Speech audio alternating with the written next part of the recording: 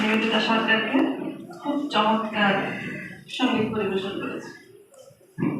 প্রিয় শিক্ষার্থী এবং আজকের সম্মানিত উপস্থিতি, মেধা অন্বেষণের এই স্বপ্নযাত্রায় আমাদেরকে প্রতিনিয়ত নির্দেশনা এবং অনুপ্রেরণা দিয়েছেন আমাদের শ্রদ্ধাভাজন অধ্যক্ষ।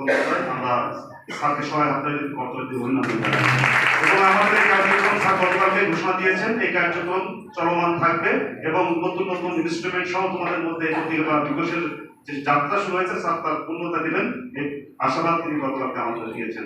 এ পর্যায়ে আমাদের অনুষ্ঠানের সম্মানিত সভাপতি মহোদয় সকলের উদ্দেশ্যে সংক্ষিপ্ত বক্তব্য রাখবেন।